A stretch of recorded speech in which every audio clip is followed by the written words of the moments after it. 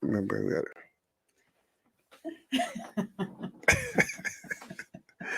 love going live. I love going live. Listen, what's up, folks? Welcome back. Welcome back to the show. This is the Real Life Real Estate Investing Show, where we talk about real life real estate situations, but we bring you real life real estate solutions. I'm your host, Glenn Glasper, affectionately known as Mr. Dollar Out of a Dime.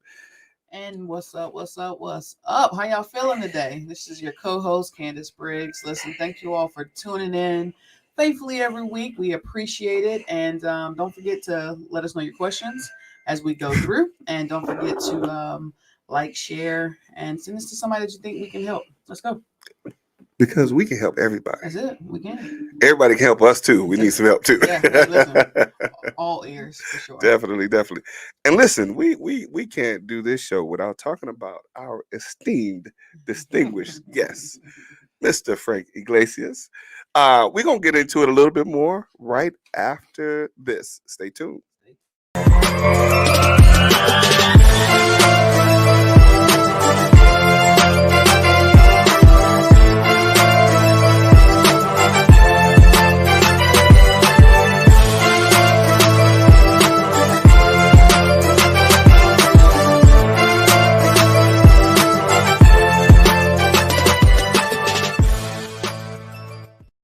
We do.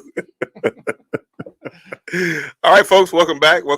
Again, I'm Glenn Glasper. Our co-host is Candace, and we have our guest for today, Mr. Frank Iglesias. Frank, tell the folks a little bit about who you are and how you're killing the game. I don't know about killing the game, but thank you. The game is killing me. We'll talk about it later. This book I'm reading, and it talks about business as war, which is the antithesis of what you hear in most seminars, and it doesn't matter who. Right. You go and people go the real estate thing, and it's this and that. But as I've learned from some very high net worth people I've had the privilege of meeting, business is war. Absolutely. So it's not, sunshine and roses. In fact, most of the time it's not sunshine and roses. Wait a minute. So you mean everybody's telling everybody to become an entrepreneur and invest in real estate and it's going to be easy? And you mean that's not true? So, it's interesting. I've sat in on a lot of seminars. I've talked with a lot of people over the years. I've listened to a lot of people teach. We all know there's plenty of Kool-Aid, right? Absolutely. We all know that. Absolutely. And it doesn't mean the trainings are bad. There's a lot of great training out there. But what I have found is a lot of the training preps you for the positive. And a lot of the training will tell you, and to their credit, a lot of training say, hey, it's not get rich quick or anything like that. So those are all good things. But what I have found, there's a severe lack of training to help people deal with. But here's what really happens. Yes. And, I like in this particular book, this gentleman, he's like, business is war. And when I heard him say that, I was like, amen, brother. That's the truth. Right. Absolutely. That's the truth. And it's a fight. It's a personal fight. It's a fight. And then your family gets into the fight because, they want to be supportive. But of course, if it doesn't work, it impacts them and then friends and then extension, business partners, people you thought were going to be on your side, but they're not. Yes. And everyone has different tolerance levels. I mean, it's war. It's interesting you mentioned that, and I have to add to that. For people who get in business that have been in business for 1 or 2 years, they've had, their ups and downs and bumps and bruises and all that. But when you've been doing this for, 10, 15, 20 years, you've experienced so much that it's really difficult for anyone that hasn't been to the level that you're at or you are to even fathom what it's like or what it takes to get to that level. Not just to get to that level, but what you had to endure along the way and still maintain some level of sanity in dealing with all the things that you've endured. Very parallel to life in general, right? Absolutely. So as we hear the old people, and I've always heard old people. Who you call old? Our 90-year-olds, 90-year-olds, 80-year-olds. We all have gray hair now. Right. And as we get older gets a little further out. Absolutely. Right? So it's absolutely. like your 80 and 90-year-olds. Like those are the people that you want to talk to because they've lived through a lot. Yes. They have yes. a lot of experience in different things, and so what you're saying runs parallel to just life in general. Really, To really, real estate and absolutely, just life. Yeah. absolutely. Well, I'm What's up? piggybacking on what you said. I've Yeah. learned to appreciate something from the elderly. Okay. They're really good at speaking their mind, and they don't really care what anyone They thinks. don't care. Hey, That's hey, a listen. lesson, though. Yeah. Yeah. The sooner we learn that lesson, the more effective we It will become. become. That was a hard lesson for me to learn. Okay. And I think for a lot of us, it's easier. We're like, what is someone gonna think or that? Yeah. You talk to an elder, they don't care. They don't. They really don't. So It's like it is what it is. This is what it is. So yeah. I'm growing into the mindset of what Mr. Tycoon says. Shout out to Mr. Tycoon. Mr. Tycoon turned 50 a few years ago, Okay. and his whole marketing was, "F it, I'm 50. That's it. I'm 50. Yeah. Like, whatever. What you Yeah. got to say about whatever I'm doing or whatever I got going on? I'm 50. Yeah. A lot of people that got opinions hadn't even made it that far in life yet. As of yet. And Yeah. they've got opinions and different things that they feel are valid Yeah. because they've had a smidgen of experience. For sure. When you get to 50, it's like, yeah. Yeah. So to lead into our conversation and what kind of bridging is this idea of, I feel like one of the challenges today is everyone is an expert at everything. Yes. That's Everyone because is social media has said that you could be an Exactly. expert in everything. So everyone's just everyone. You get Yeah. this much information, whether Yeah. it's from social media, your friends, your colleagues, or Mhm. whatever, Yeah. whatever you want to hear in your head that day. Absolutely. Not the truth, what you want to hear. Say Does it that make again. sense to you Say that again. in that moment in time? And Yeah. everyone now is an armchair quarterback at every subject, and it's insane. So in many ways, we've lost how to communicate. Absolutely. I have a colleague, a contractor friend. He actually posted on Facebook today, if you happen to be watching, said he literally posted this one. He's like, "Have everyone just lost the ability to communicate?" And I was going to call him, and I hadn't had a chance to call him. I'm going to call him later and be like, "By the way, the answer to your question is yes." Absolutely. Absolutely. Well, let's look at that a little deeper. So the ability to communicate in what aspects? So like Face to face Phone. conversations. It is staggering to me how many times now when someone gets upset, Mm-hmm. don't call you. Yeah. There's no face to face. They'll tell you something's important. And it's this massive, important, oh my gosh, it's my life, everything. And they're telling you in a bleeping text And a message. text message. And you're like, really? Yeah. Mm. So here's the thing. I mean, Like shots are fired Yeah. because. But if you think about it, Yeah. this was some Kiyosaki talk about. We all know Robert oh, Kiyosaki. yeah. Mhm. Yeah. And he talked about, it's like a cone of communication. Okay. And he said the lowest level forms of communication Mhm. is email and text. That those two forms are really used for informational purposes. They're Wow. not bad. They Wow. have their role, but their role is informational. Absolutely. But Absolutely. when you got to start a real conversation, get away from the electronic. We got to get the human interaction is such a vital piece. Yes. Yes. And you can't communicate that on your phone. This is true. You This can't is true. get that in an email. I mean, you can kind of make some inflections, but we all know you write that text or that email, you meant it one way, and then they're like, The tone. The tone and is, you're like, the no, that's tone- not what I meant at all. Yeah, the tone can't Ooh. get misconstrued. I agree. want to. agree I with want to. that. I'm sorry. I want to kind of say something about that because I caught myself just yesterday. Okay. I was sleepy as all get out. Mhm. Because I drove all the way back from Michigan all by myself. all by myself. Oh. Congratulations. and I've thought of this before. Mhm. But okay, let me just preface this by saying this. Okay. 80% of my communication now is via text. Sure. Right. So Frank just slapped me upside the head. As long as it's informational, you're good. So because, and here's the thing, because I want to be as responsive as I possibly can. Absolutely. And my sister and my friend over here knows that I'm Working working on on my responsiveness. So because it's so many different things that come at me. Well, Frank as well. Right. So many things that come at me. I want to, just try to be sure I can respond to everybody, because, when we get on the phone, we talk, and, we get on we talk. And I'm like, okay, if I can get this little bit of snippet of information out and, I can communicate that and it's done, then we're clear. But what I caught myself doing yesterday in my sleepiness is saying something in a text message Mhm. in the tone that I think it should mean to be received in. Okay. But what I was thinking, I'm like, no, if I say that in the text message, it's going to probably be received in a different tone. Yeah. And you're processing this when you're tired. And I'm sleepy as all, because I'm Right, thinking like, right. is this better, a better phone conversation, Or or let me call you later kind of deal? You know what I mean? Where I can be clear in the Sure, text message. sure. You know, So you know what I've learned? what's that? If it takes a little longer, but it's in person or Mhm. at least by phone, Mhm. it's better received. And people have literally said to me, you know what? I really wish you had responded via text, but now I understand why you didn't. Yes. so what Yes. about then? And I know that we're off topic, but hey, y'all are used to it by now. It Well, is what it listen, is. it's the real life real estate investing show. Right. So what about voice messages? So I do a lot of voice messages within text, but it's Yes. still my voice, so that now my tone doesn't get misconstrued. That's yes. And also, yes. it's like you're saying, Much you better. want to touch as many people as you can. So it's very quick just to hold a button. Hey, send the message. Okay, next message. You know what I mean? Yes. Yes. So I think that still kind of gives you the human interaction, and also gives you the ability to touch as many people as possible. Because now I'm not having to physically text it. Right. It's literally just a voice message. Right. Well, right. that's a nice bridge because we all know Siri is exceptional at transcription. And Siri, we don't Siri negative. Oh, so Team Android all maybe day. we should Team have said Android. that not everybody is as wise as us that has an iPhone.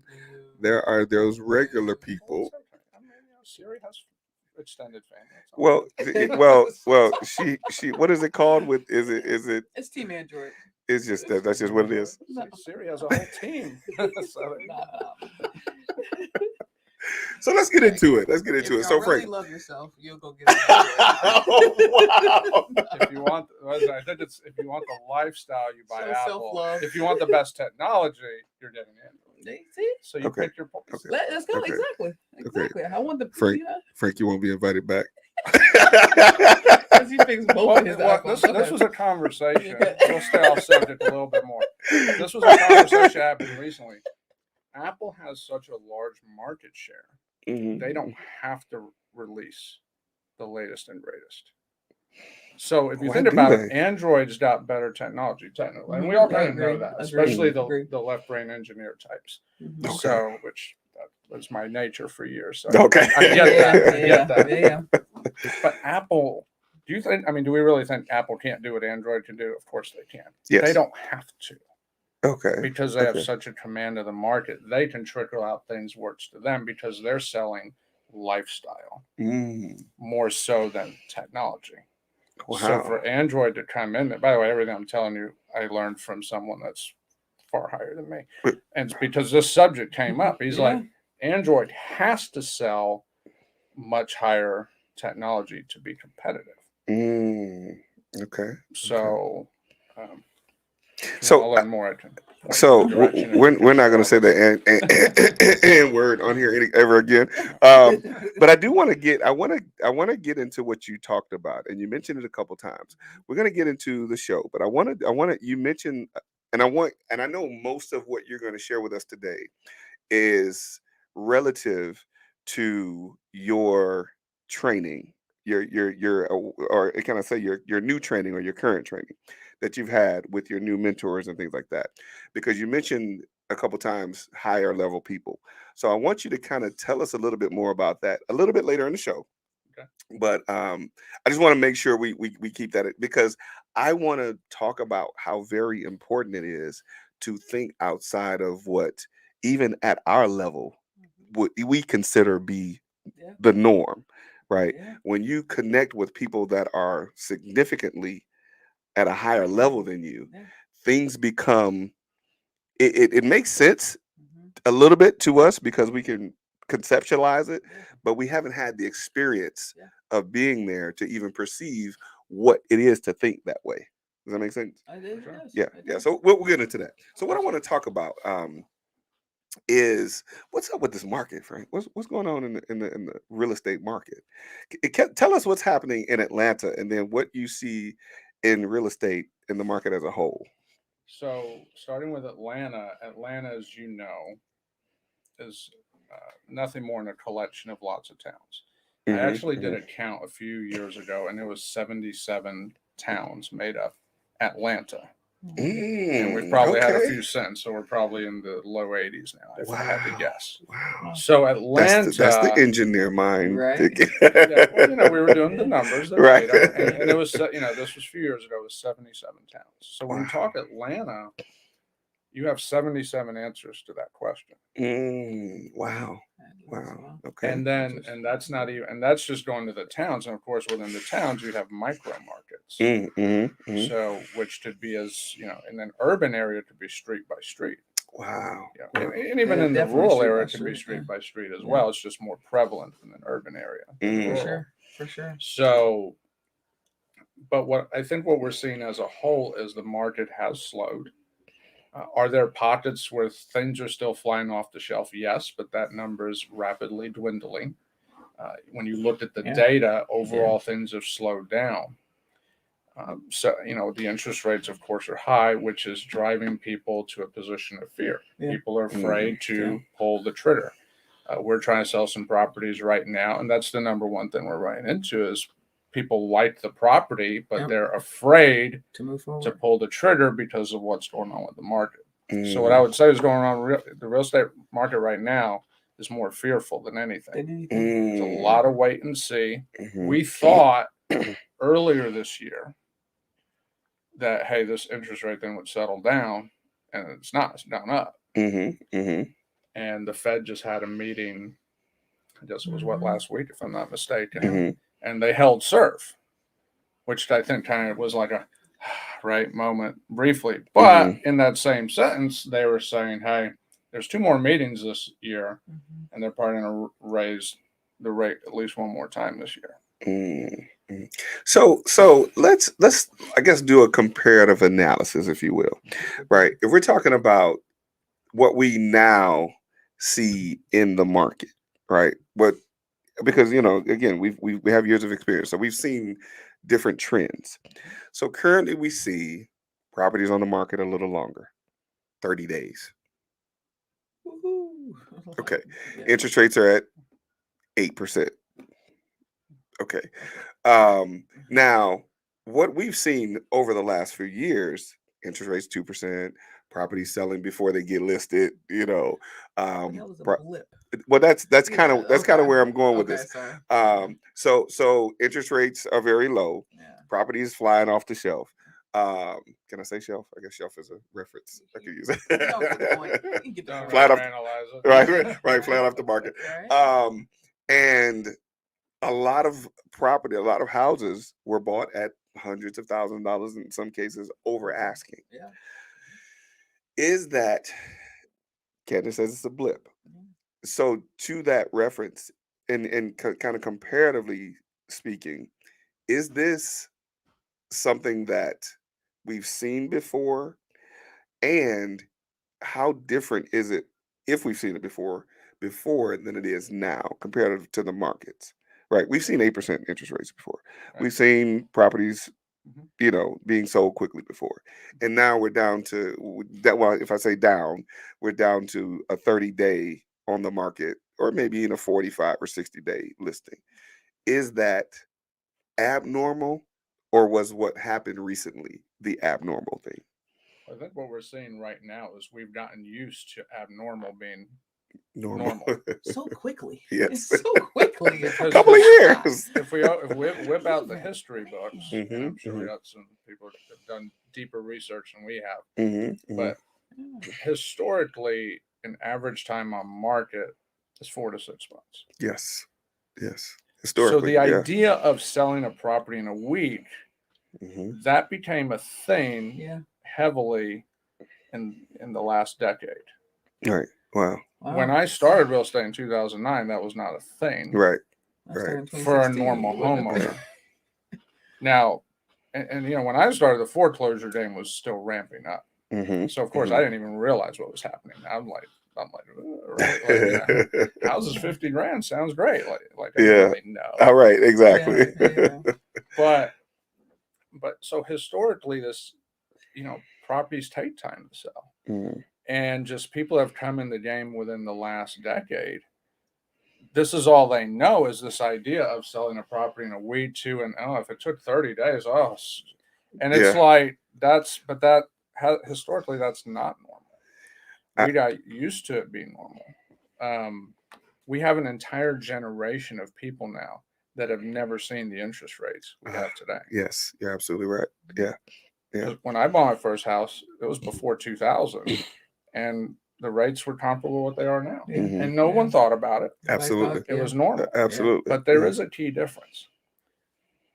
And that's the price of housing is so much higher than it was the last time the rates were this high. Okay. Yeah. So That's true. the rates today at today's prices, yes, we've seen it, but the prices were lower. That's true. Now you could sit there and take the math and start figuring out what was the cost of living, what was inflation, what were wages, and you get into the whole economic analysis of it. Yes. But the long and short of it is housing prices have, I won't say skyrocketed, although they have in some areas. Some areas have just appreciated perhaps above average, and wage growth has not kept up. So now there's a situation where there's more fear because it's like, and people are just seeing houses probably going up. And when the Fed actually started putting the rate increases in, and you can Google this, there's actually where they've stated they want to see the housing market cool. Like, it's not like people running around opinion. The Fed said it. And the beautiful thing about the Fed that I've learned is they're pretty transparent. So I went up and looked, and I didn't read everything, but I looked and read a little bit, and they tell you what they're going to do. So it's not like it's a secret. It's interesting because, and this is my mindset makeover. It is.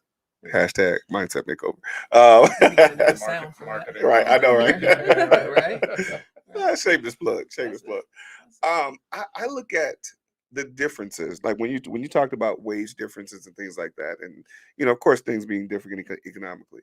The things that I look at is the opportunities. Well, not everybody sees the opportunity, but the opportunities that have become available for affordability have significantly increased. And I guess you'd have to see the viability in the opportunities that have been created, right? People are working from home, like, so you're paying less on gas. Maybe you're paying a little more on utilities because you're home a lot. You're not going out to eat lunch as you probably would if you were at your job, going out to eat lunch with friends and things like that. So the income may not have increased significantly for some, but the expenses, if they manage them well, have significantly decreased. I always say it's not a money problem, it's a management problem. And I think in that will allow people to be able to afford a little more house. What are your thoughts on that? I think it's case by case. Okay. Yeah, absolutely. It's what's going on in the market you're in, what's going on in the micro market, what's the line of work you're in. Absolutely. What is, were they driving 3 minutes to work, or were they driving an hour to work? Right? That's a big difference. Yes, you're absolutely right. I've seen where employees they're going to bring their lunch to work every day, and some of them are going to drive 5 minutes down the road, fast food, no matter what happens. Yes. So it's very, very situational. Absolutely. And I think one of the things, going back to the armchair quarterback thing, is we've also become a very generalistic society. Yes. And when we generalize, we spend less time actually thinking. Yes. And that works because now we start thinking, because this is what is generally happening, that now becomes what we think is reality. Yeah. When in reality, everything is very situational. Definitely. For every person. Definitely. Yeah. Agreed. Yeah. Agreed. I was gonna make a point about the sitting on the market and the slow time. Also, I know y'all do more history research in that regard, but like this time of the year, I don't really care what's going on. Like houses sell, and also this is just a slower part of the year for real estate. It's in comparison to your spring, your summer, going into times when kids are out of school and things of that nature. So to also take that into consideration as well. Like we're going in, not to say houses don't sell, because they do. I've sold some myself at Christmas and all those times. However, the time is just a slower time, and it picks back up once the new year comes in, people start getting their refund checks for down payments, whatever the case may be. But like, just know that this is a slower time, just no matter what's going on, in my opinion. Yeah, no, typically November through January, Yeah, on average. yeah. So And even that will change from year to year. It does. Yeah. Even with the time In frame, terms of like, is it the full 3 months? Is it more like gotcha. 2 months? Gotcha. And then when COVID happened, what happened in the spring? Hottest time of the year, got Hottest quiet time. because no one could go to anyone's house. Nobody was doing anything. Yeah, until they So realized that's going to skew the numbers a little bit. Right. No, I understand that. So, do you think that prices of real estate, whatever, so where we are right now, right? Like the medium house price is $450, I think, in the city. Wow. Yeah, crazy, right? Do you all believe that number will come down, or do you believe that it's literally only up from here? I think what you're going to see is the areas that are generally in high demand are just going to retain their value more. Okay. But the areas where are more, and I'll use Southwest Atlanta as an example. Sure. Still in an earlier phase of gentrification, extremely slow compared to, say, the eastern part of Atlanta. Yeah. But I've even seen the eastern part slow down. I've seen bits and pockets slowing down. But then if I go outside the perimeter, I saw a part in the Northwest that was super strong 6 months ago. It has slowed. Okay. Now, it doesn't necessarily mean the values have dropped. In some cases, the values will drop. In some cases, they won't. I think if we're going to see drops, the drops I have seen, I've probably seen as much as 10% in places. Okay. Which is significant at some price points. Quite a bit, yeah. But in others, maybe not as much. But it just varies. A lot of places are holding strong. But also, you got to temper, again, the idea of, well, the prices are dropping. But how quickly are they dropping them? Remember, our mindset has become this: it has to sell in a week or two. Sure. And if it takes more than 30 days, you're the worst seller on the planet, right? Did something wrong. When in reality, that's edging back to what used to be normal. So instead of people being patient, microwave for whatever reason, they're just they're dropping the price. So it gives the illusion that the market's going down when in fact they may not be. They just may not be willing to be patient. Both answers are valid. Sure. And it's very situational. Sure. And I agree with that. As long as, like, to your point about the being patient, it's easier when you got a good product, right? You got a good product. You put your all into it. The house is staged and it's sitting on the market. Like, it's one of those things. Like, you check this box, check this box, check this box. Okay, it must be the market, right? So, like, or pricing. But at the end of the day, research will dictate that or show that.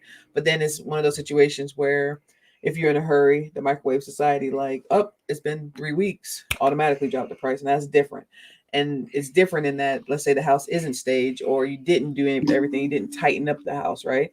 Then in that regard, yes, it is microwave society. But as long as you checked all boxes, house sitting on the market, it's okay. It's okay. Just take a deep breath, hang in there, and it's going to get sold as long as the product is great, Yeah, and all you can do is control what you can control.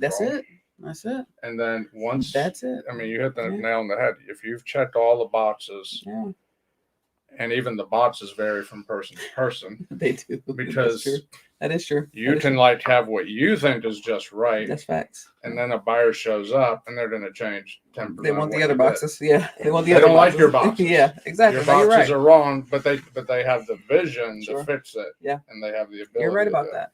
So there is no one right answer. Yeah. But as a whole, I do, the market is definitely softened. We are seeing some price reductions. Will values as a whole go down? Again, I could see using the average, maybe up to 10%. Yeah. At the if everything we're seeing today holds steady. Hold steady. Yeah. Now if they start jacking rates to 12, 13%. You think that'll happen? I think our answer will change. We've been there before. I know we've been there before, but I mean, like right now. I mean, we're at 8 now, and I mean, could I see 10% next year? I mean, I don't know that we'll go there, but if we did, it wouldn't surprise me. Really? So when do you think we'll get back to quote unquote normal? Well, define normal. Right. Right. Was- We was just threw normal. normal Like, out there. Yeah. define your normal first before. But do you think people will get used to the rates and things that we're at now, or will it? I think you'll have a mix. You'll have initially you have all again going back to this moment of time Mhm. where you had even below 3% interest rates. Mm-hmm. We used to think 5% was great. Then we were introduced to 4. Then It's we like- were introduced to 3, So 3. and then Mm. some people even got in the mid 2s. Mm. So Mm. think about it. A bank is making loans. That's really low. Yes. Yeah. That went on for years. So whether Mhm. you refinance at 2.5 or 5, it doesn't matter. It's low, Mm-hmm. Right. right? So once people got used to that, and that took years to get used to that. It wasn't like when we hit 5%, everyone refinanced their house. People that were sitting at 6 were like, "No, I'll just wait." Mm-hmm. Yeah. And then they went, and then it got to where when people were at 5%, like, "Oh, I can get 3, so let's go get that." Right. Right. Right. Yeah. Yeah. And so it took years. So I think it's going to take years to adjust to this new normal. Mm.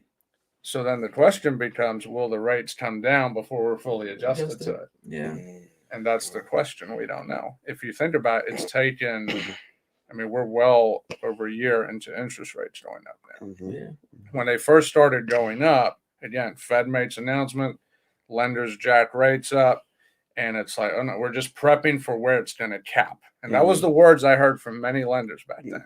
When it caps out, except we are now beyond the cap. Mm. Right. Mm. Almost sounds like a government conversation, right? Extending that debt ceiling. Right. So we've exceeded the cap. Mm. So now they're having to charge more than they said they were going to ever charge Wow. over a year ago, Wow. just to break even. I learned, and one of my hard money lenders was telling me this. He actually gave a podcast, and he talked about when you look at prime rate and then what the administrative costs are for a hard money lender to stay in business. They were talking about break even for the hard money guys. Break even right now is approximately 11%. Wow. They're not even making money off investor borrowers Wow. at 11. At 11%. Wow. Now, is that all of them? No, but that's the general. And what he was arguing is if you found a hard money lender charging less than 11, it's not because it works today. It's because they already have the cash. Yeah. So they have the ability To get it done. But for new cash coming in, it'd have to be hard. Mm. Wow. Now, you got to keep in mind, hard money has become institutionalized heavily. Yeah. Yes. And there's a lot of variety in there. Just now, you got Wall Street involved. You got, lenders on the back end that are feeding these funds. So even that, there's no one size fits all. So what are the rates on their warehouse lines? Are they still high enough to where the 11% is costing them not be able to make money, or what's happening there, you think? It's going to vary per lender, but yeah, I know one right now that does a warehouse line, and he told me, he's like, dude, it's going up. Really? It's going up. Wow. And a warehouse line is? Oh, I'm sorry. Yeah. Explain that to the people. It's kind of like a big glorified credit line. Yeah. Companies that, at the end of the day, if you think about it, all these lenders that you see are pulling money from a small number of sources. Okay. Okay. And it's interesting because in our world of investments, getting loans to do, whether it's fix and flip, new build, rental, doesn't matter. It's become commoditized, much like a regular home buyer going to get a mortgage. He might go to the Bank of America. He might go to a small bank down the street. He might talk to a mortgage broker. Bank of America are lending their own money. Yeah. Small bank, they could be lending their own money, or they could be partnering with another bank, or they'll say, we're going to do it and we're going to sell the loan. But mortgage broker, he ain't got any money. Yeah. He's just finding somebody with money. Yeah. And then at the end of the day, it all gets sold from one person to the other anyway. Yes. And that has now become, it's now where when you go get investor loans, they're not telling you the terms based on the deal.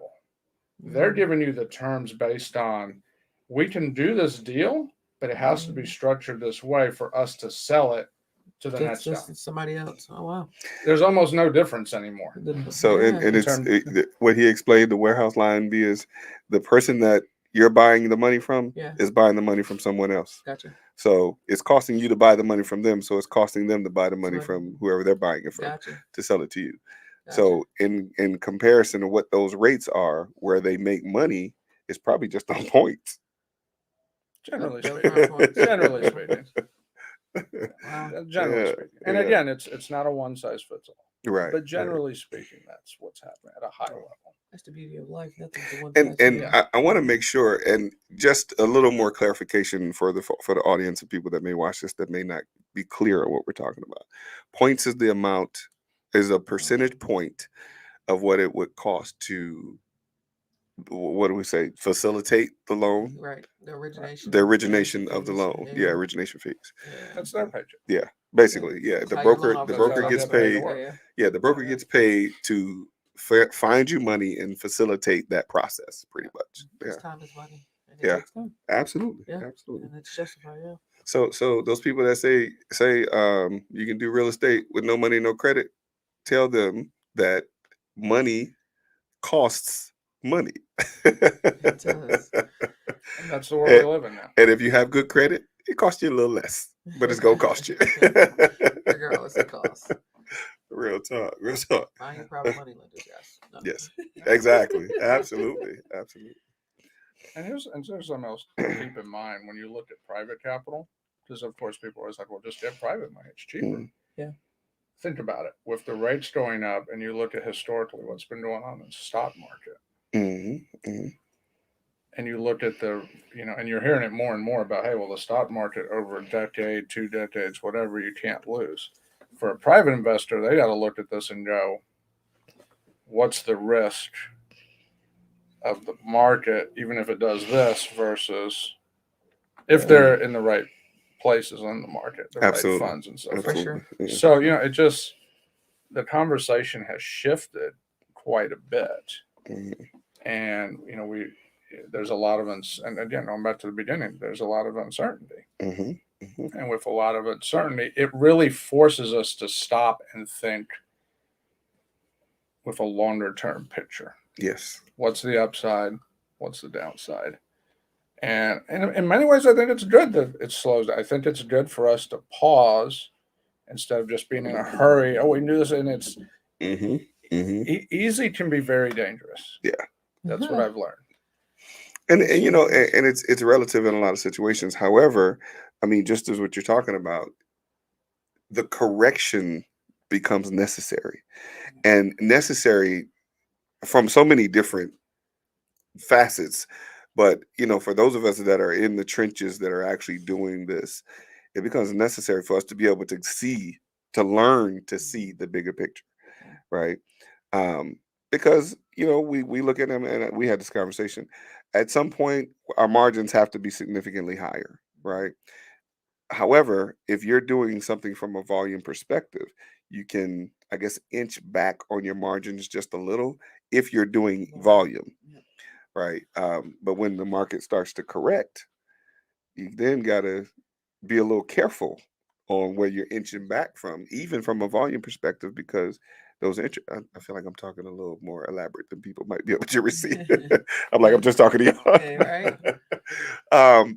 But just have to be careful in the different market shifts. For sure. When you're looking at what the value of your gross profit has to be, even from a volume perspective. So this brings up a good question.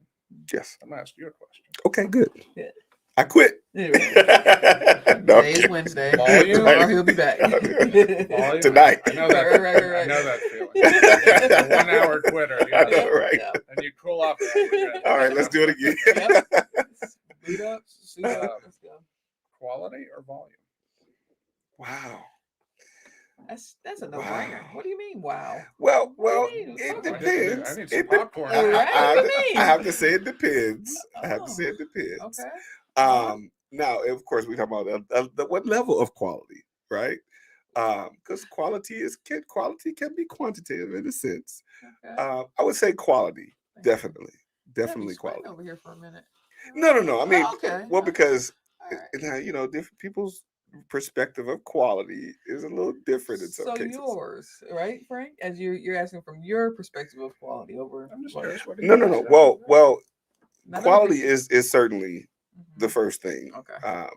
Because even when from rentals that I do Yeah. do them very nicely, Absolutely. right? I do granite countertops. People say, "You crazy? You put new windows in a rental?" Yes, because It helps that you in the long run. absolutely, Yeah. because I'm looking at it from a long-term perspective, right? Now, does that decrease the volume at which I'd potentially be able to do something like that? Probably. Okay. But from a long-term perspective, if I do quality, if I take care of quality in the beginning, even if it's 10, I mean, somebody has to be really a terrible tenant Yeah. to go and dismantle a really good rehab. Rehab. Yeah. You know what I mean? Absolutely. You know, and of course they'll do whatever they can. You know, the terrible tenants will do whatever they can to you feel like they're justified in what they're doing. But and if you do the best quality, it won't be as easy for them to tear it up, and then you don't have to do as much work to repair it. Because they also take a sense of pride in living there. Absolutely, Right? So they, biggest thing, yeah, biggest thing. yeah. Yes, yes, And so they take care of your asset absolutely, as they pay your mortgage down. definitely, You know what I definitely, mean? yeah. I just wanted to say real quick because this came up, audience, if y'all have any questions, if this maybe, as you mentioned, Glenn, a little bit high level, please don't hesitate, ask your questions so we can, break whatever it is down. So we want to make sure that you all really obtain this information and really get it to a point to where it's in ABC language for you all. So Absolutely. Again, if anything's ever high level, please don't hesitate to tap in the comments. Let us know. Yeah, because I just got to make sure I sound smart in front of these people because I know the company I keep, but it's people that are smarter than me. So I have to, write We're my all stuff learning down. here, folks. Warehouse loans. I was like, huh? What is that? So we're all learning, guys. Come on. Candace is keeping you honest. always, right? So wait a minute, did they go to the warehouse to get the money out of the warehouse? No, I was like, I thought immediately commercial. I was like, okay, so these are loans for warehouses. Like, No, so that's no. what I was thinking. So Yeah. we're all learning here, and there's no shame in my game. And listen, that's a major part of doing what we do is understanding when to be the student. Yeah, for sure. Right. Shout out to Asia Denson. Shout out to Darius. Shout out to Emma. All these folks that I met in Detroit over the last week that I was there. I'm truly positioning myself to be a student all over again. As you should be. Because, especially when you step into a different space, it is the most important thing to understand what you don't know. Absolutely. And being okay knowing what you don't know. And having that confidence within yourself, like, I may not know this new space. However, I know what I know and I'm confident in that. But let's go learn. Let's go elevate ourselves to the next level to where, because we all got goals to get to, right? We all got goals and things that we want to achieve. And we're not going to do it by not being a student, by not being open and willing to learn from somebody else. So if y'all have some reservation about learning, let's talk about it. Because again, you got to be open to learning in order to get to where you're going, in order to get there faster too, because there's other people that can help you out. Definitely. Because I want to be one of those people in the rooms that Frank hang out with. Those high level people where they probably forgotten more stuff than we know. Different world. It's a whole different world. Okay, so let's get into it again. I'm sorry, go ahead. No, I was going to talk about new construction. Do you think? Yeah. Okay, so I know we've been talking about what's currently here. So the average market pricing and all that. New construction. Okay.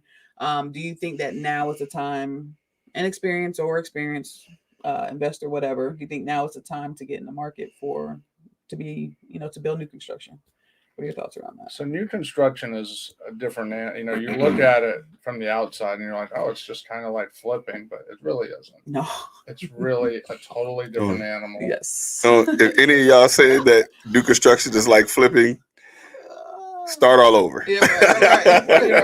That's the common thinking. And really? So, it is. It's been that. We'll use the experience and the inexperienced. Okay. So the experienced investor who's been flipping and has had success, maybe a lot of success. Sure. It's natural to think, okay, well, I'll just go start to build. Yeah. How different could it be? Yeah. And then you do it. And then the thing is, the type of build you do impacts the answer to that question. Okay. It's because, and by that you mean cookie cutter versus modern, or it could be cookie cutter versus spec versus custom, traditional. And spec and custom are kind of the same, but not exactly the same. Okay. There's some overlap there. Sure. And So I think you've got to go into it with understanding of, yes, you're going to understand some of what's going on because there's definitely some overlap and parallels. Sure. But the general process from A to Z, there's a lot of things that are different. The planning part in particular is significantly different in a lot of respects. Yes. And so you got to really and you would think people always say, well, it's easy when it's new because everything's new.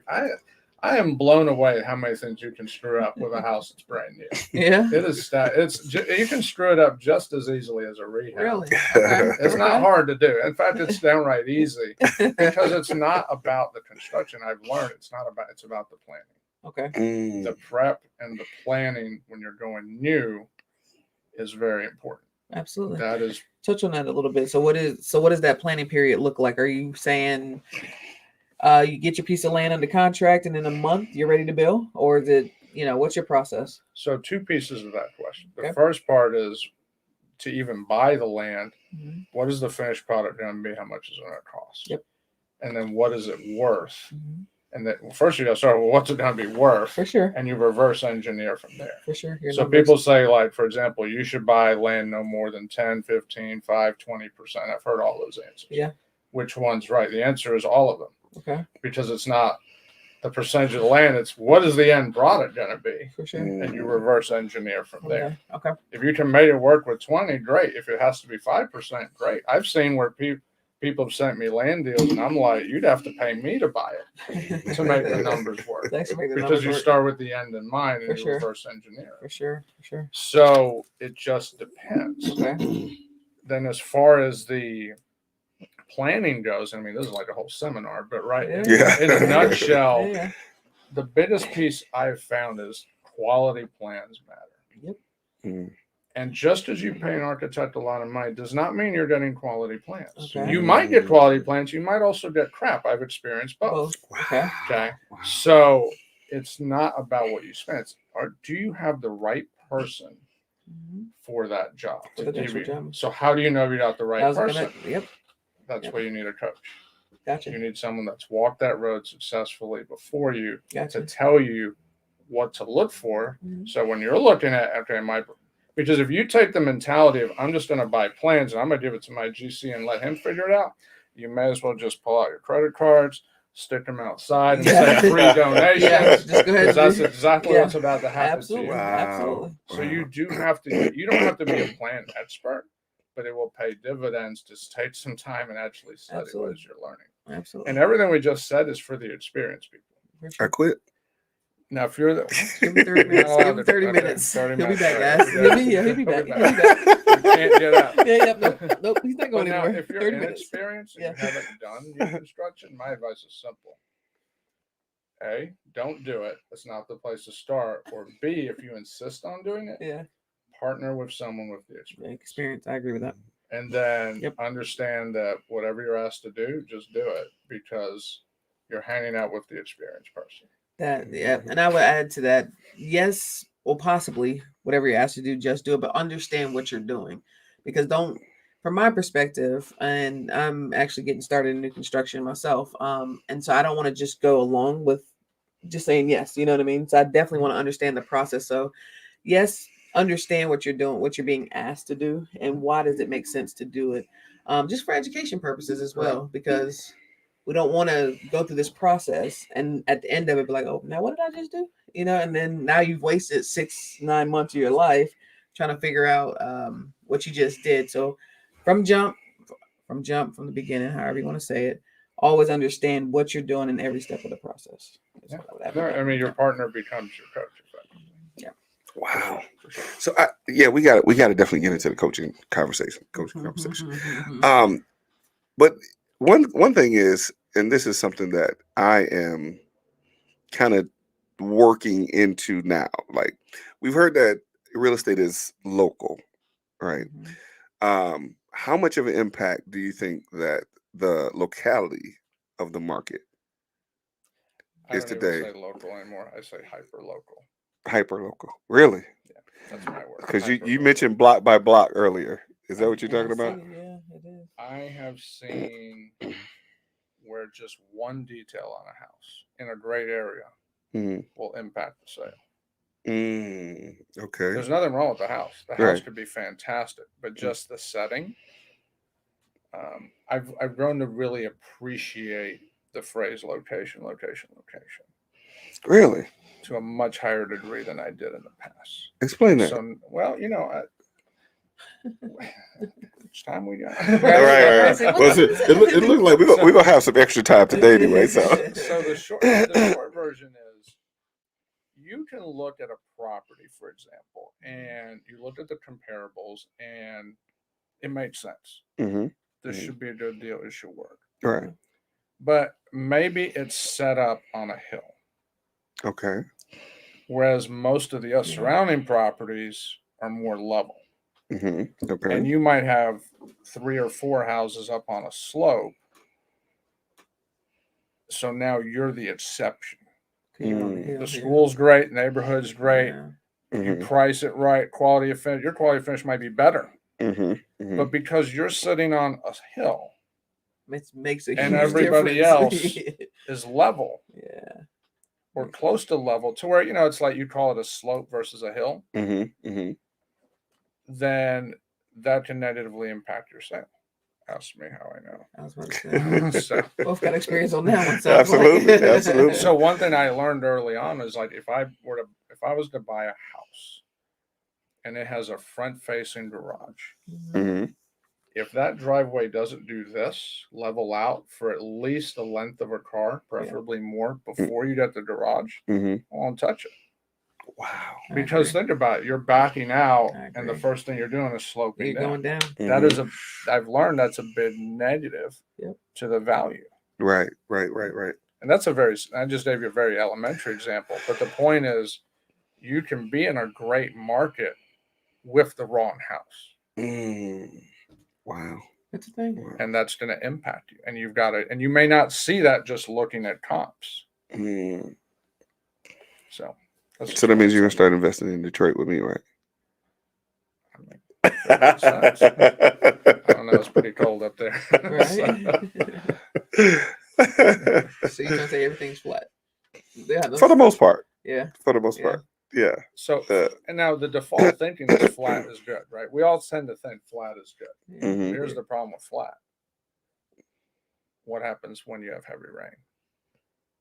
How does that impact your foundation? So you gotta get your drains. Well, flat, I guess, relative to where the drainage would go, where's it run? You're right. Drainage is a key part. Absolutely. When you don't usually hear about it, you're always everyone's always talking about the fixtures and look at the beautiful cabinets and look at that beautiful tile shower. So when I see all these pictures online of people's, and I get it, they're fun, they're great, but I'm always like, if you look at my social media, it's like a bunch of boring pictures because I've learned that's all the easy stuff. The question is, how's that lot going to drain? Yes. How are you going to manage water? How is the functionality of the core structure going to work? That's what matters. Because you know what? If someone likes your countertop, great. They're probably going to change it in 10 years anyway. Yeah. So, it's right. So, how's that foundation going to be in 10 years? That's what matters. That's a lesson that I learned in a house that I rehabbed in Decatur. Great rehab. This is a very nice house. And the inspector came and said, you have to put in a French drain. And I was like, wait a minute, I don't speak French. What you talking about? What is that? Like, what you talking about? Why I'm like, does the drain have to be French? Yeah, right. But I learned, no, I didn't. No, I'm kidding. I'm kidding. But the point is, I had no idea what that was, though. I had no idea what that was. But fortunately, my landscaping guy, he knew exactly what it was, and he made it happen. But that was a key thing, is knowing where the drainage will go. Push it off because it has to still push somewhere. Yeah, because it was a little bit of a slope in the backyard that the water was draining to the house, or the water was coming to the house, but there was no way for it to recede from the house. Absolutely. Right. So I was like, wow, I learned something new that day. Yeah. Cost me about $750 extra, but saves it. It was a small house. And also that $750 is now saving the homeowners. I'm sure this was a while ago, but saving those homeowners foundation issues. So Well, it did help in me getting the house sold. Exactly, yeah.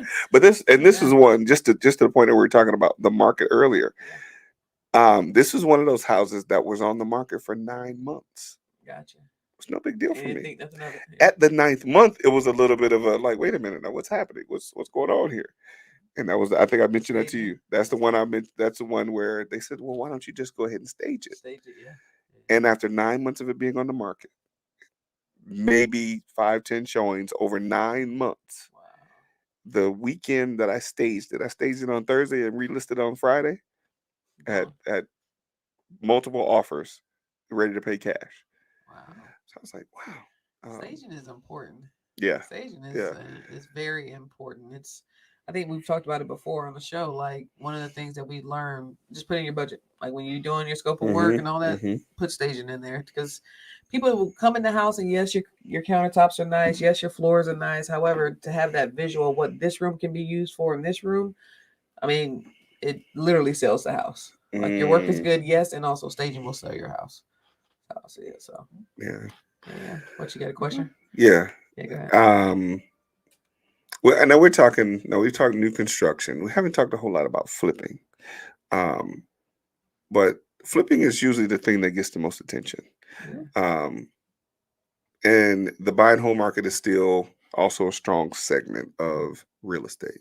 Yeah. At today's prices, does it still make sense, do you think, to fix and flip or to buy and hold? So we used to go into this like anybody else, and you would look at and we'll this is a two-part question, right? Sure, So with the flips, depending on where you are in the country, like in our market, we use 70%, but then we got used to 75. Yes. But then a lot of the people have been around a little bit longer, like, no, that's too risky. Yes. And then your real conservative people are like 65 or even 60. Even in a hot market. Yes. There were people like, no, we are not going over 60%, the end. Yes. Wow. And now today, I've heard 50%. Really? Correct. Some I've heard people back to lenders 50. that will lend up to 50% ARV. Okay. That is now a thing. Not common, but I have heard it. Mm-hmm. So what you're seeing is we have this formula that we learn about. And historically, has it worked? Yeah, it has. Yes. But the thing you have to keep in mind, what's not usually taught with the formula, is the worst case scenario. So when you go buy a property, you're going to have, here's what the formula says. And it works. And you close the deal. Right. And then what happens? It never goes the way you think it's ever. Wait a minute. So you said it never goes the way you think. And if your deal went great, just wait till you're trying to sell it. Something will go wrong. So what about the gurus that tell people that everything is going to be perfect and don't worry and everything's going to be just fine? Well, they make a lot of money on education courses. It's a free country. Can't blame them. If they sell what they sell. Say even lies are freedom of speech. Free country. You got to understand. So it's up to us. That's not real life real estate investing. Guys, not real. It is up to us to discern, and that's where you need the coach. Okay. And you need that person that has been around the block, and not just years, but they've done the volume. Absolutely. Because they've seen a wide range of experiences. Because you could do this business for 10 years and do 10 deals. And I've been doing real estate. Yeah, but you've only done 10, you've done one a year. Is that quality experience? Well, I don't know. Was it 10 commercial building builds or was it just 10 houses? Right. It's two very different levels. You put something really into perspective there. I like how you did that. You got to do your homework. We're in a society that doesn't want to do its homework. We want to pick up our phone and go, quick answer, microwave, as you were saying. But really, you got to do your due diligence on everything. Absolutely. And I will tell you where I didn't do due diligence on certain things is where we get burned. Yes. And so, nowadays, if you're doing the flips, we have these formulas. And can you flip today? You can. You can flip in any market. Yes. Any market. The question is, are you accounting for the worst case scenario before you close it? And the worst case scenario is much a slimmer possibility now than it was before, right? I would say it's much more likely. Well, was that okay? Maybe I said that I incorrectly. think you Yeah, said it I backwards. said it backwards. Yeah, Yeah, yeah, yeah, yeah, yeah. yeah. But I agree with what The you're worst saying. case Yeah, scenario is more it's more likely. likely. Yes, yes. In 2021, where people were bidding $100,000 over Over. houses, Yes, you yes. know, now if you got into real estate, then you thought you could do no wrong. And 2 that's years, where a lot of people came in and really since 2014. yes, since Since 2014, I about agree. 2014, if Mhm. you've gotten in, you're starting to see glimpses of pain maybe for the first time. Absolutely, absolutely. And even what we're dealing Yeah. with now isn't what it was in 2008-9. You're absolutely right. You're absolutely right. You know, You know, So- just to emphasize that a little more, I because we're talking 2014, 9 years ago. Mhm. There have been people that have come in that time frame that have done really well. Sure.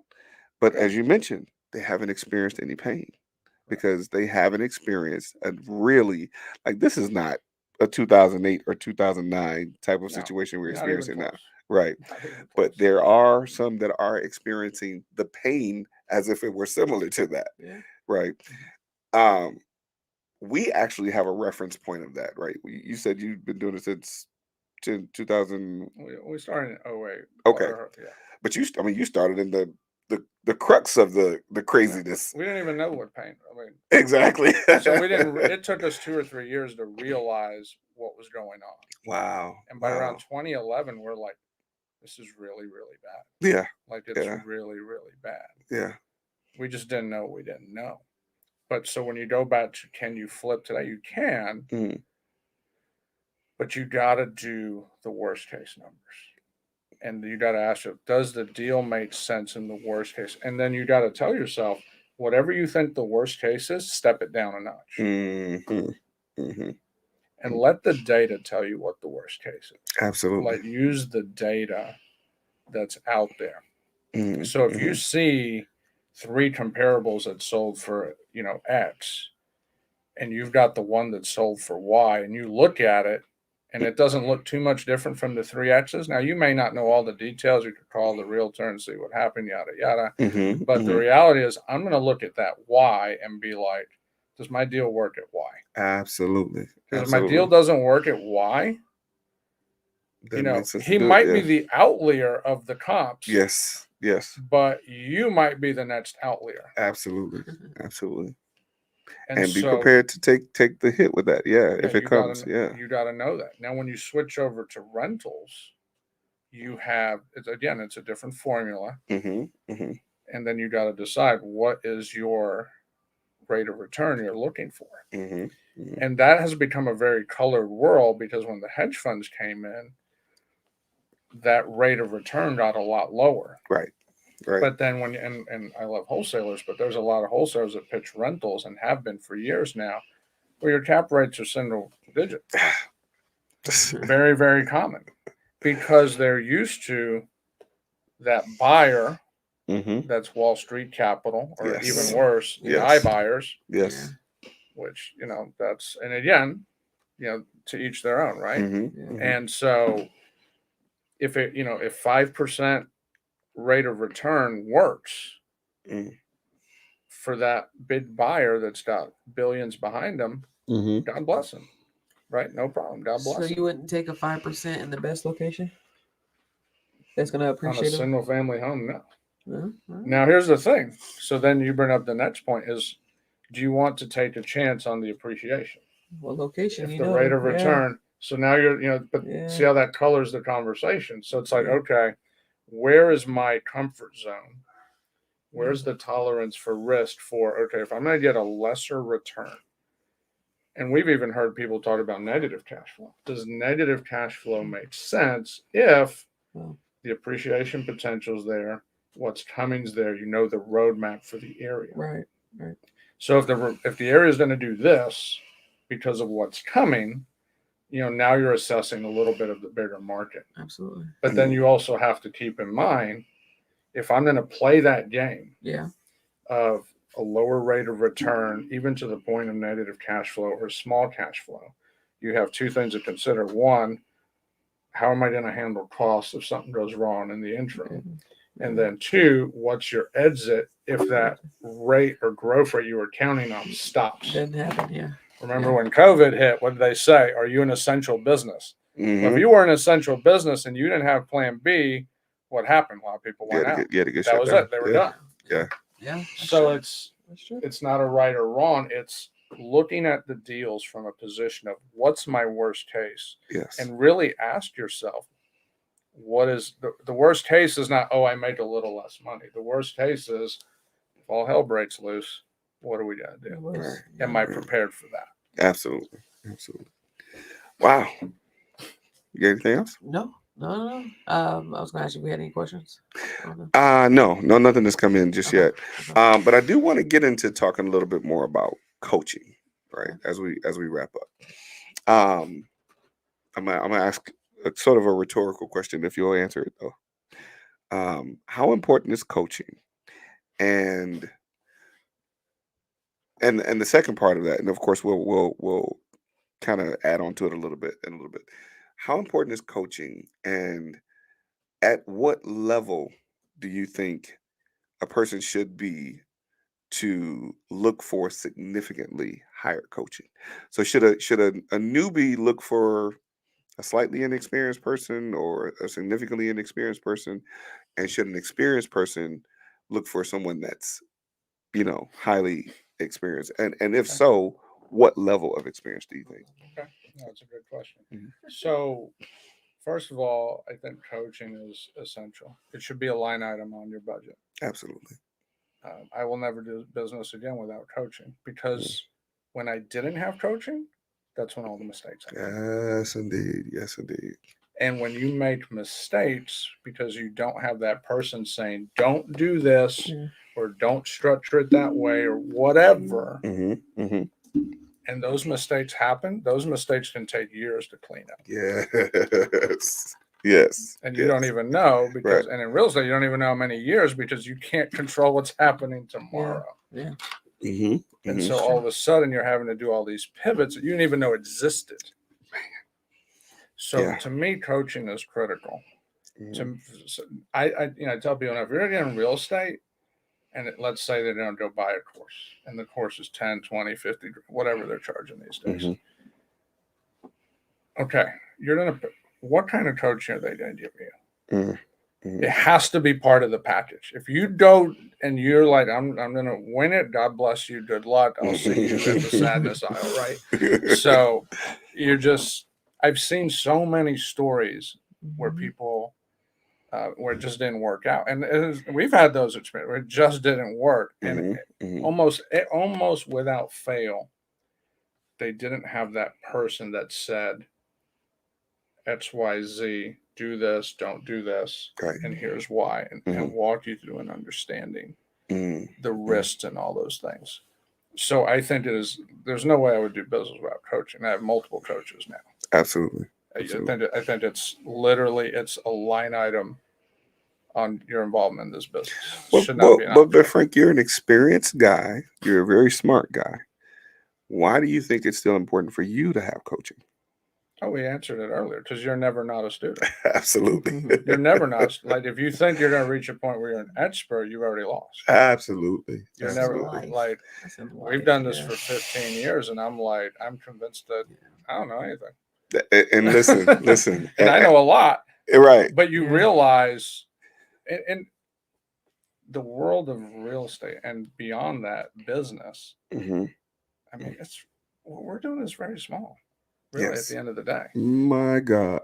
Like when you start getting exposed to people in other businesses that do all kinds of ventures, not just locally but internationally, you realize, man, this little thing, we're just like buying and selling houses, trying to make a little money. It's tiny stuff. And that's why I quit. This guy. I'll be back tomorrow. The last 30 minutes. I'll be back tomorrow, but I quit. 5 minutes on this. So then the other part of your question. So first of all, coaching is critical. I don't think it's, in my opinion, if you're going to do real estate, it should not be optional. Period. Absolutely. You should have someone every single day for that, as long as you're involved. Because I will tell you, when firsthand experience when I didn't have it, that's when it all went wrong. Mm. Do you do coaching at all? I do. Okay. Someone wants to know how much for your coaching. DM me. We'll talk. Okay. DM Frank. DM me. I'm not hard to find on social media. And we don't know who this person is because it's just the Facebook user. You have to click on that link so we know who you are. Not again. I don't think it's her. Okay. It better not be her. It better. She knows better. Right? So let me answer the other part of your question, Uh-huh. which was, now what level of coach should you have? Yes. Yes. And I'm of the opinion that you should get the absolute best person you could possibly get. Yes. It's easy to sit down and say, you know what, I'm just getting started. Mm-hmm. So why would I pay someone who's super high level? Mm-hmm. Mm-hmm. It's easy to justify why it doesn't make sense. Oh, yes. Okay. Yes. And yes. on the outside, logically, you're like, okay, well, do you really need it? But in reality, you get the best person you can afford. Absolutely. Because absolutely. The higher, more experienced they are, Mm-hmm. I mean, the more they've seen, the more success they've had, the more Yes. downsides they've dealt, they're Mm-hmm. going to help you a lot better. I will tell you the difference between a local real estate coach and someone that's had international success, Mm-hmm. it's not even night and day. That doesn't It's do it not even a justice. comparison, right? Yeah. It's not even yeah. a comparison. Yeah. Does that make the local real estate coach bad? No. Right. And if that's all you can afford, great, then do it. Right? Mm-hmm. Then do Mm-hmm. it. But it's not better or worse. It's if you can get better, get better. Absolutely. Mm-hmm. If you can afford it. If you can't, it's okay. Mm-hmm. Mm-hmm. But the other thing I would throw in there is if when you hire your coach, don't just get someone that just talks all about their successes. Because here's the thing, if you get a coach and all they've experienced by and large is success, then when something goes wrong, are they going to be able to help you? Nope. My point, in those last 5 to 10 years, those people who are now coaches have not experienced a real significant situation. And also, they don't want to talk about it. That brings up a transparency issue in the coaching, Mm-hmm. right? Yeah. So if they're not willing to discuss their downfalls or whatever, how can you trust them to know that they're giving you a full version of them that is going to be helpful to you to move forward? So, One of the things I learned going off what you just said, I've had the opportunity to meet some very successful people with some very high net worths. Mm-hmm. And, when you first meet them, you're just kind of like, it's natural to feel like I'm like a little tadpole in this conversation, right? It's just not human nature. Yeah. But I learned something from them that was, and it was a very consistent theme. Every one of them had experienced a very dark time. Mm-hmm. And by experiencing we're talking the hell on earth scenario, right? Sure. Because they've experienced that, and now they're very successful, they can appreciate it. Yeah, absolutely. So if you've only had success, and you haven't been through absolute hell on earth in business, you're probably not the person I want for a coach. Right. Because you need someone that can also help you to understand how to appreciate. Absolutely. I tell people one of the worst things that ever happened to me is first 9 years I did this business, I never lost money. It's one of the worst things that ever happened to me. Because when it hit, yeah. And by the way, when it hit, I also wasn't being coached. Wow. It was so what happened? The perfect storm. We didn't know or understand how to handle it. Yeah. We didn't have the right people to walk us through it. So, when somebody says, hey, I did my first deal and I lost money, I'm like, good, you got that out of the way. Right. Yeah. Listen, that's part of the experience. And, it's so many people that will sell people on the idea that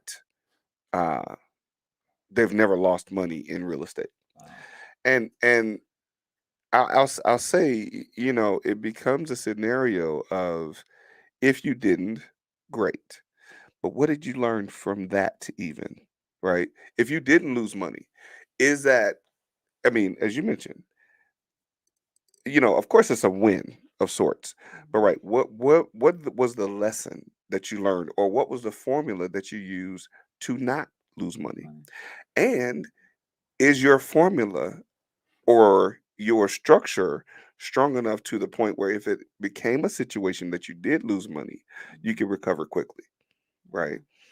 I mean, If because you're not losing, you you should can't, be you, I stacking. mean, you can only learn how to put, a stake over your eye Mhm. from somebody who's been punched in the eye before, Mhm. right?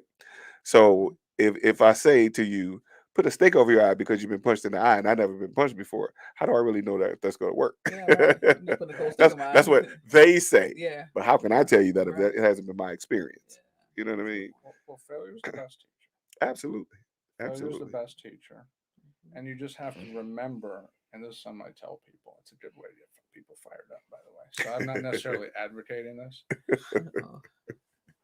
People that do not have a financial stake in what's going on tend to have very strong opinions because they have nothing to lose. Wow. Wow. And so, a case in point, I'll give you an example. You're going to sell a house. Mhm. And your realtor says you need to do X, Y, Z. Doesn't matter what. It could be large, could be small, doesn't matter. And this is not a slight on realtors. We work with different realtors. Cool. But they're like, you have to do this. And you might not agree. So now you have a disagreement. And then you say, okay, I'll tell you what. I will do it. But if the house doesn't sell, are you willing to put that part of the commission on what I spent on the line if it doesn't work out? And the usual answer is probably no. And because yeah, and by the way, and that's not a slight. Right. It's a example of people can have very strong opinions until they're put in a position of risk. Yeah. And just to, and again, back to what you said about this not being a slight on realtors. I have to say it was my realtor that told me to stage that house that made it sell in 3 days. So, and again, you have to look at the person's experience in that area. Like she had experience working in the specific area that I was in. And I had been fighting her for months on staging. I said, "Oh, it's going to sell. Everybody else is selling. It'll sell. I know what I'm doing." Yeah. You didn't have a coach then. I didn't. And that's my point. See, the coach is going to come in and give you that third party opinion. Yes. And they're going to ask you the questions. And they might even tell you, hey, go ask the realtor these questions. Right. They might be some tough questions, but really to get to the crux of things. So we need that coach. We need that third party that can objectionally look at it and go, what's the coach's interest? To make sure you succeed. Absolutely. They can't guarantee your success, but they want to make sure they give you the best advice possible. Definitely. And you got to do your job. And that's why I said you've that got part. And and that's why I was like, get the best person you can afford. Right. Even if you think they're more than you need. Yes. And that was a hard one for me because I was like, oh man, I got to take a bigger dive. But once I did, now you start seeing the world very differently. Well, and that's the thing, I guess we can wrap on this as well. And I'd like to hear what your thoughts are as well, Candace. Absolutely. Coaching has become paramount, or me being coached, I'll say, it's become paramount in what I've been able to accomplish. Right. I had one of my coaches tell me over 5 years ago, maybe 6 or 7 years ago, that I should be charging a lot more than what I was charging at the time. And that was 5 or 6, maybe 7 or 8 years ago, if I remember correctly. And then a few years later, I ran into him again. And you know what I'm talking about. And I'm like, he told me, he was like, this is what you should be doing. And I'm like, okay. Now I've since invested, upwards of mid 5 figures on this coach. And it has been by far the best decision I've made in terms of me I've gotten a significant return on the investment in coaching, right? Now it's putting me in a position to even now invest more on coaching, right? My plan, I'm on track to get into a 6-figure mastermind. And someone would ask the question, well, why would you spend that kind of money? Because at the point that I've been able to accomplish what I've accomplished, I've seen what investing in coaching has done. To be able to get to the point of investing that type of money is only going to get me to the next level.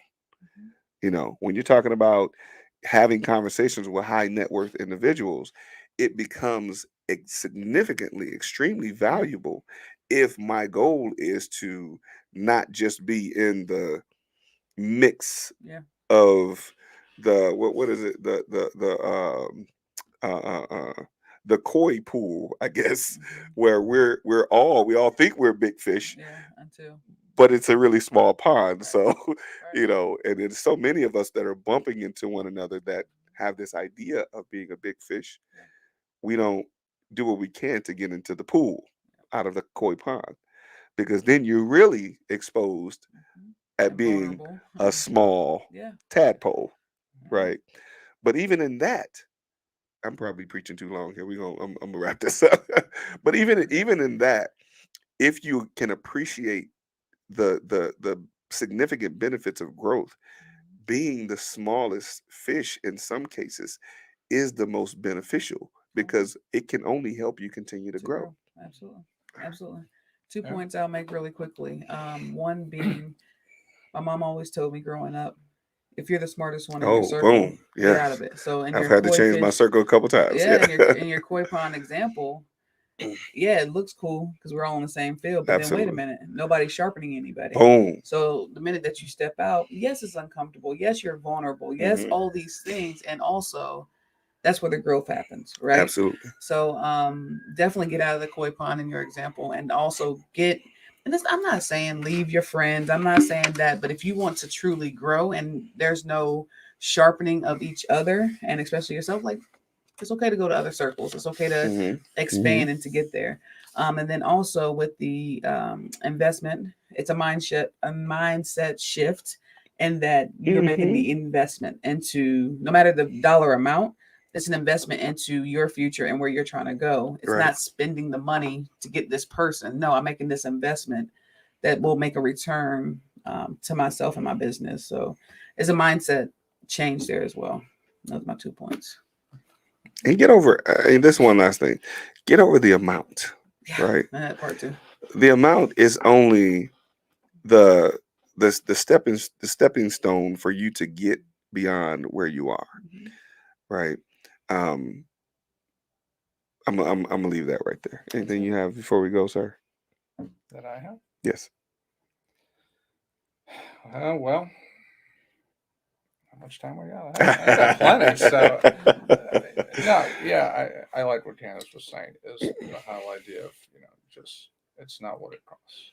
Right. It's not what it costs. It's how much is it going to help you make. Mm-hmm. An investment. But it is going to require you getting over your fear. For sure. We all know For sure. fear is the biggest roadblock. It is. It is. And Paralyzing. Yeah, It yeah, can be it can be paralyzing, Mhm. absolutely, 100%. And so, but having the confidence to overcome that fear, Mhm. you got to be used to being uncomfortable. Mhm. And what was interesting was I started feeling pretty confident, and then one of my coaches is like, "You have a confidence problem." Uh-oh. Now I thought I was confident. Thought you were good. Thought you were in there. I thought I was doing good, getting my Yeah. confidence back, Yeah. and he's like, "Oh, yeah, your problem's confidence." And so again, it's too easy to get comfortable seeing what we see. What we see. We Yeah. need that third person that's operating, and that's why I said the Yeah. higher the level, the better. The better, yeah. That can Yeah. really look at you from the outside and go, "Oh, you can do so much more." Yeah. And I could relate to that because I used to teach high school kids years ago music. Nice. And so when I taught them, I was a music major in college of all things. Oh, nice. So, Wow. So, yeah. And so I used to teach on the side. Yeah. From my full time, I would teach music on the side. And so I was like, I learned with high school kids, they're very impressionable, but you could really push them to be all they could be. Absolutely. Absolutely. And they would take it in. Yep. But then me, myself, didn't understand that I was also that student. And that I needed, when someone way higher than me, outside of my koi pond, to use your term, I need someone in a totally different ocean. There it is. To look at me and go, Frank, you're not confident. That's your problem. You have the knowledge. You just got stuff. And I was like, what? yeah, and then you realize and then they dissect you. Yeah. And Which you're is just like, wow. uncomfortable, and also it's a good thing though. It's a Yeah. great thing. Yeah. It's a great thing. Yeah. Uncomfortable, So, but yeah, necessary. I'll say. That old saying, you can't see the picture when you're in the frame. Oh, that's very true. I like that. Yeah, That's very true. I like that. That's what the old folks used to say. Always requires someone else to, to show you where you might be missing it. Yeah. And you just being open with being able to receive it. So, well, my folks, that I think that's our time. We're a little over our time, but this has been fantastic.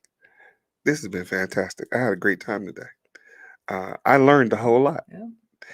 Thank you, Frank. Thank you for stopping by Thank you. and Yes. gracing the show. And it's just so valuable to have a guest to come on and be able to, share with us.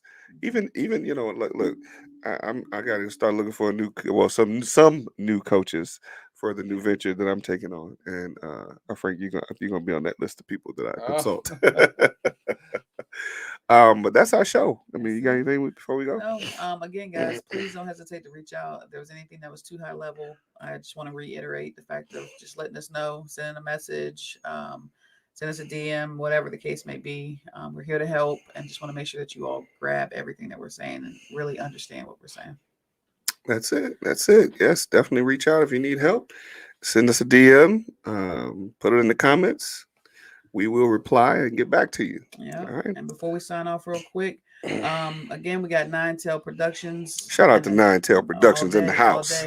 And that's 9, the word spelled out, Tailed Productions. Make sure you go follow him on Instagram. And yeah, you can find me on Instagram, Candace Briggs 83. What you see is what you get, folks. So follow us. Any questions you have, please let us know. And don't forget to check out Mindset Makeover. That's it. One final thought. Yes. If people have a question for you, they do need to get it in quick. Just one thing I did learn this show is you quit a lot.